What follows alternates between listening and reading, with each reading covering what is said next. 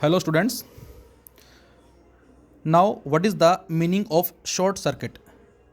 कुछ न्यूमेरिकल्स बेटा हमें करंट इलेक्ट्रिसिटी में शॉर्ट सर्किट पे बेस्ड मिलते हैं और आई थिंक मैं समझता हूँ कि स्टूडेंट्स को स्लाइटली कन्फ्यूजन भी होता है कि इस तरह की प्रॉब्लम को किस तरह से हम शॉर्ट आउट करेंगे या सोल्व करेंगे। तो बच्चों, शॉर्ट सर्किट जो है इसका मीनिंग होता है बेटा the circuit having no resistance. Circuit having no resistance क्या मतलब ज़रा देखें। तो इसको समझने के लिए हमने एक सेल या बैटरी कंसिडर की जिसकी ईएमएफ को बेटा हमने ई का नाम दिया और यहाँ पर हमने सपोज एक बल्ब जो है वो कनेक्ट किया जिसका आर हमने क्या मान लिया बच्चों, रेजिस्टेंस। और इस बल्ब के नीचे पैरेलल में हमने एक स्विच कंसिडर किया कुछ इस तरह से। अब आपसे कहा जाए क्या होगा जब हम इस की को प्रेस कर देंगे, तो आंसर है as we press the key then current flow in the circuit. जब हमने ये नहीं लगाया था बच्चों तो उस केस में करंट का पाथ कुछ ऐसे था, इस तरह से।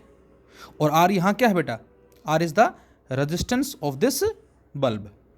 लेकिन जैसे ही हम ये स्विच कनेक्ट कर देंगे, so this is a simple conductor having negligible resistance. तो इस बात को हम क्या बोलेंगे, इस बात को बोलेंगे कि बल्ब जो है वो शॉर्ट सर्किटेड हो गया। बल्ब जो है वो क्या हो गया, शॉर्ट सर्किटेड हो गया। मतलब ये है कि करंट जो है वो इस पाथ से होकर गुजरेगा, यहां करंट फ्लो नहीं करेगा क्योंकि करंट उस पाथ में जाना इजी महसूस करता है जिसका रेजिस्टेंस नेग्लेजिबल हो। तो सारा का सारा करंट यहां से चला जाएगा और इस बल्ब में कोई करंट नहीं जाएगा, तो बल्ब जो है वो ग्लो नहीं होगा। तो इस तरह के सर्किट को हमने शॉर्ट सर्किट का नाम दिया है। रेजिस्टेंस नहीं होगा। अब बच्चों, रेजिस्टेंस नहीं होगा इस बात का मतलब क्या बेटा, करंट जो है वो बहुत हाई हो जाएगा। लेकिन जनरली बच्चों जो शॉर्ट सर्किट जो होता है ये हमारे सर्किट के लिए अच्छा नहीं समझा जाता। Short circuit is not good for the circuit, ये सर्किट के लिए अच्छा नहीं समझा जाता। इसका रीज़न क्या है बेटा, तो इसका रीज़न ये है, नंबर 1, द बैटरी और सेल क्विकली डिस्चार्ज। इसकी वजह से उस बैटरी से या उस सेल से एक लार्ज करंट फ्लो होगा और जिसकी वजह से वो बैटरी या सेल जो है वो जल्दी डिस्चार्ज हो जाएगा। और दूसरा रीज़न क्या है बेटा, दूसरा रीज़न ये कि यहाँ पर करंट बहुत हाई होने से हमने पढ़ा है हीटिंग इफेक्ट ऑफ करंट के अंदर, रेजिस्टेंस नेग्लिजिबल है, करंट बहुत हाई हो जाएगा तो उससे large amount of heat produce होगी, एक स्पार्किंग जनरेट होगी और वो क्या करेगी, वो उस सर्किट को, उस सोर्स को क्या कर देगी, डैमेज कर देगी, जला देगी। तो दूसरा इसका ये ड्रॉबैक है। फर्स्ट, हम ये कह सकते हैं कि वो उस सेल या बैटरी को जल्द से जल्द डिस्चार्ज कर देगा, या हम ये भी बोल सकते हैं क्या कि उसकी वजह से large amount of heat generate होगी और वो उस सर्किट को क्या कर देगी, जला देगी यहाँ से। तो इसलिए हम बोलते हैं कि शॉर्ट सर्किट जो है ये अच्छा नहीं समझा जाता। तो फिलहाल इसी बात को मैं ऐसे भी बोल सकता हूँ कि जब भी कभी न्यूमेरिकल्स में रेजिस्टेंस के नीचे कुछ इस तरह से डायरेक्ट वायर ज्वाइन कर रखा है बेटा, इसका मतलब होगा कि इस पॉइंट पे और इस पॉइंट पे पोटेंशियल की वैल्यू सेम। जैसे मैं इसको पॉइंट ए मानता हूँ बेटा और इसको मैं पॉइंट बी मानता हूँ, तो हमारा आंसर होगा इस ए पे और इस बी पे पोटेंशियल की वैल्यू क्या होगी, सेम होगी। अक्सर बच्चे क्वेश्चंस पूछते हैं कि सर यदि पोटेंशियल की वैल्यू सेम है तो फिर करंट फ्लो क्यों कर रहा है, जबकि करंट तो फ्लो हो रहा है। और हमने पढ़ा क्या बेटा, हमने पढ़ा है कि करंट के फ्लो को पोटेंशियल डिफरेंस जो है वो डिटरमाइन करता है। अब आप सोचोगे कि यहाँ पर पोटेंशियल डिफरेंस भी नहीं है और उसके बावजूद करंट भी फ्लो कर रहा है, लेकिन ये जो कॉन्सेप्ट है हमारा पोटेंशियल डिफरेंस का बच्चों, ये हम अप्लाई करते हैं in case of resistance only. Potential difference is necessary for the resistance only, this is also a conductor.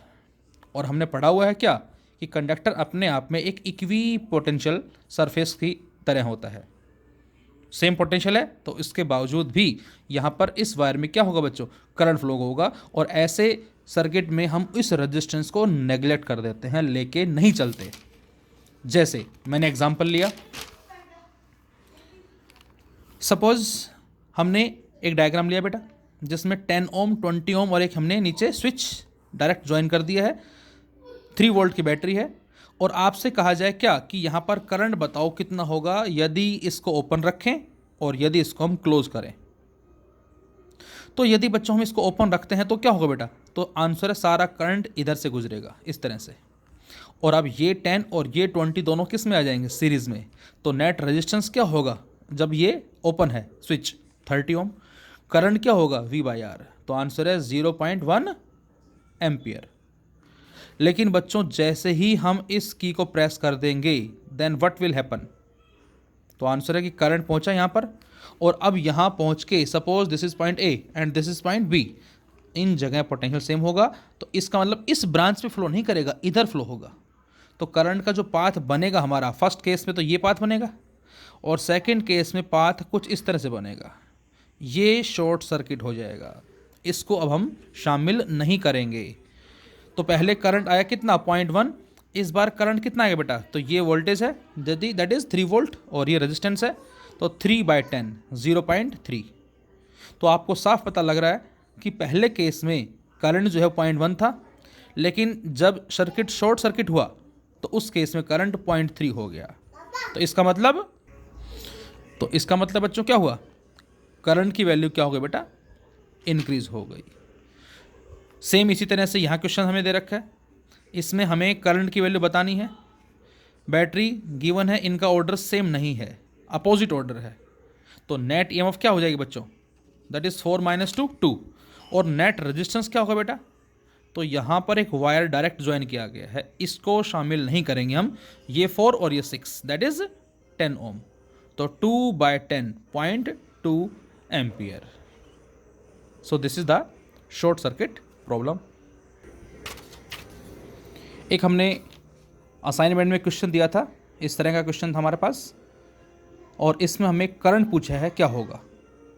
तो इसमें अब आप देख सकते हैं करंट चला यहाँ से आई, अब यहाँ पर आके देखो आप, इधर और इधर ये डायरेक्ट पाथ है, तो करंट यहाँ से होकर गुजरेगा, यहाँ आएगा, उसके बाद यहाँ आएगा, उसके बाद यहाँ आएगा, और उसके बाद यहाँ। तो ये हमारा पाथ बनेगा करंट का, इसको और इसको हम शामिल नहीं करेंगे। तो यहाँ पर जो करंट होगा बेटा वो कितना हो जाएगा, I, V = IR then I = V/R, that is 10/3 ampere. तो जब भी कभी रेजिस्टेंस के कॉरस्पॉन्डिंग डायरेक्ट एक वायर इस तरह से कनेक्ट होगा तो ये सारे पॉइंट जो हैं सेम पोटेंशियल पे होंगे, करंट इस तरह से फ्लो करना इजी रहेगा as compare to this one. तो इनको हम नेगलेक्ट करके सॉल्व कर लेंगे।